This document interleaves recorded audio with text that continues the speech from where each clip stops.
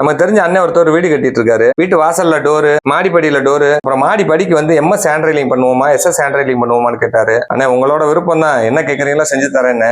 நீங்க சொல்லுங்க மணி அப்படின்னாரு. எம்எஸ்க்கும் எஸ்எஸ்க்கும் என்ன வித்தியாசம் அப்படின்னா, எம்எஸ் வந்து துரு பிடிச்சிரும், கொஞ்சம் மெயின்டெனன்ஸ் அதிகமா இருக்கும். எஸ்எஸ்ல வந்து துரு பிடிக்காது. ஆனா நீங்க வீட்டுக்கு வந்து மராமத்து பார்க்கும்போது பெயிண்டிங் கலர் மாத்தும் போது வீடே டோட்டலா சேஞ்சா இருக்கும். அந்த எஸ்எஸ் மட்டும் அப்படியே இருக்கும். எஸ்எஸ் வந்து பட்ஜெட் அதிகமா இருக்கும், எம்எஸ் வந்து பட்ஜெட் கம்மியா இருக்கும். இவ்வளவுதாங்க வித்தியாசம். உங்களுக்கு எதுனே வேணும்னு சொல்லி கேட்டேன். எம்எஸ்லயே போட்டு விட்டுருங்க மணி அப்படின்னாரு. ரவுண்டு போட்டா நல்லா இருக்குமா ஸ்கொயர் போட்டா நல்லா இருக்குமான்னு கேட்டாரு. அண்ணே உங்க வீட்டோட அமைப்புக்கு ஸ்கொயர் தானே நல்லா இருக்கும் அப்படின்னு. சரி அதே பண்ணிருங்க அப்படின்ட்டாரு. 1.5 ஸ்கொயர் பைப்புங்க. இதை வந்து கைப்பிடி பைப்புக்கும் போஸ்ட்டுக்கும் யூஸ் பண்ணிருக்கோம். 1:1 பைப்பை வந்து சைடு லேயருக்கு யூஸ் பண்ணிருக்கோம். இது பாக்குறதுக்கு வந்து கிட்டத்தட்ட எஸ்எஸ் மாடல்லே இருக்கும். ஒயிட் கலர் பெயிண்ட் அடிச்சா கீழே இருந்து பாக்குறதுக்கு எஸ்எஸ் மாதிரியே தெரியும். பிளாக் கலர் பெயிண்ட் அடிச்சா இன்னும் கொஞ்சம் நல்லா இருக்குங்க. அது அவரோட விருப்பம். என்ன கலர் அடிக்கிறாரோ அடிச்சுக்கிறட்ட ஒன்றும் பிரச்சனை இல்லை.